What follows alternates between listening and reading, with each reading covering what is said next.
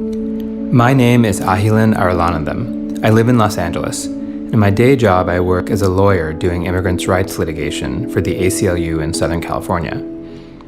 For the last 15 years, I've also supported the International Medical Health Organization, or IMHO, a nonprofit providing humanitarian support to people in underserved regions around the world with a particular focus on Sri Lanka.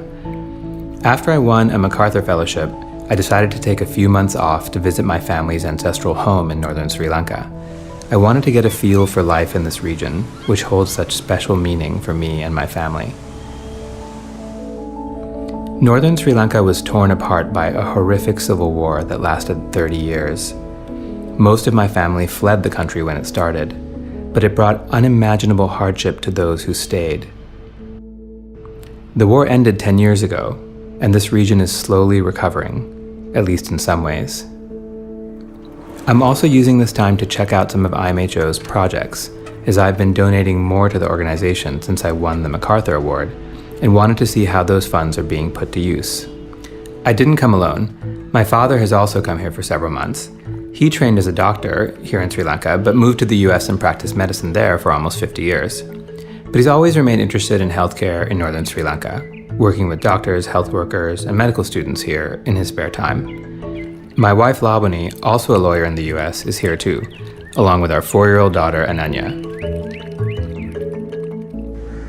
We began by visiting the IMHO's small office in Jaffna, the largest city in northern Sri Lanka and an epicenter of the conflict for many years. There we met IMHO's longtime staffer, Krishna Kumar, and an education expert IMHO has recently hired to focus on their early childhood development work, who's also named Krishna Kumar. So there's already free public education in Sri Lanka, right? Education system failed to support children 3 to 5 years. Responding to the growing body of data on the importance of early childhood education, IMHO recently began to focus on improving preschools in the areas affected by the war, which remain the poorest and most underserved parts of the country.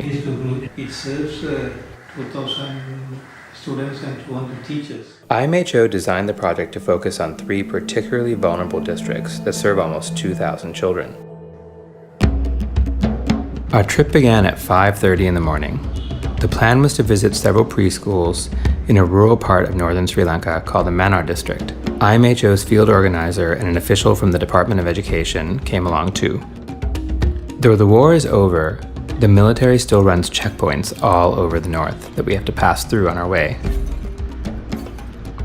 Northern Sri Lanka is truly beautiful. The birds, the wetlands, the fields, they're all just stunning. The first school we visited was a small preschool in a town called Saverikulam. It was already really hot there. Vanakkam. Good morning. There we go. There are 18 preschoolers studying in this one-room school. The building is not in good shape. The floor is cracked and the roof has holes in it. In the back, there are holes in the floor and the wall. Snakes have been coming into the classroom through them. Here, that's the snakes come through the holes. The children run away when the snakes come. I would run away too. They don't have space, so they have. This tiny area passes for the kitchen. The kids eat on the floor. Like most preschoolers, some are better with their spoons than others. The building was supposed to be a temporary structure until a permanent school was built for these children. But that was 10 years ago. It says it's a semi-permanent common hall. This building was built 10 years ago? It's, for a child, that's not semi-permanent. Even in this rundown school, the kids are still kids. Some are shy, others just the opposite. They're all smiling and playing. Thank you. You're welcome. You're welcome. You're welcome. Bye.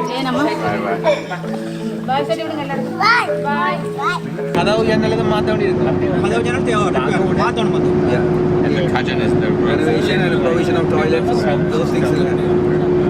The next school we visit is St. Joseph's Nursery in Nedunkulam. This school has no electric power. And it also has holes in the roof and cracks in the walls. All of the people in this area, including the teachers here at St. Joseph's, were displaced repeatedly as a result of the war. 10 years ago, they were forced to flee as the Sri Lankan army bombed and shelled this whole area, eventually witnessing a humanitarian catastrophe that killed tens of thousands of people in the war's last stages. But now they're back, working hard to teach these little children born after the war ended. I found their resilience inspiring. Thankfully, the children have no memory of the war.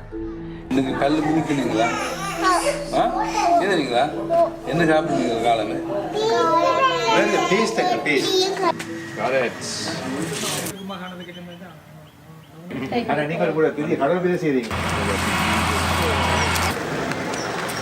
We went next to St. Anthony's Preschool in Nedunkulam, which serves as a resource center to provide support to 9 smaller schools that are nearby. That are fed by this school. Yeah. The teacher here, like the others we talked to, emphasized the importance of more teacher training in English, first aid, children's rights, and other topics.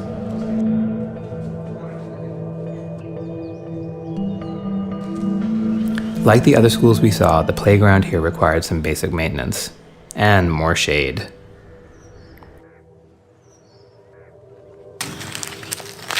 Dandri.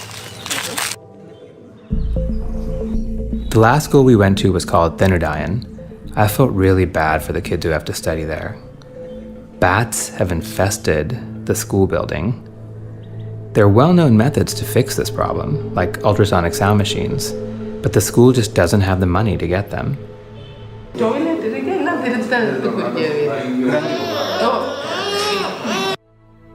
The very basic toilets they have here are broken too, which is obviously a huge problem for everyone.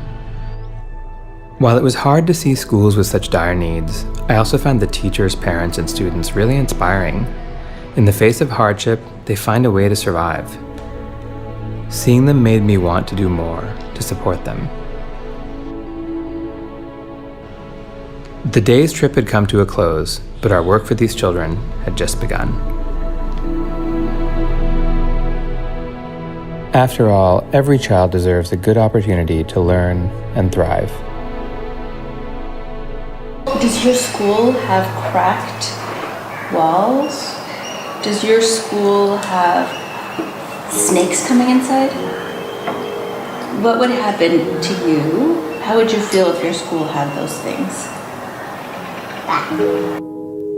To support IMHO's important work in Sri Lanka and elsewhere, please go to theimho.org. Thanks very much.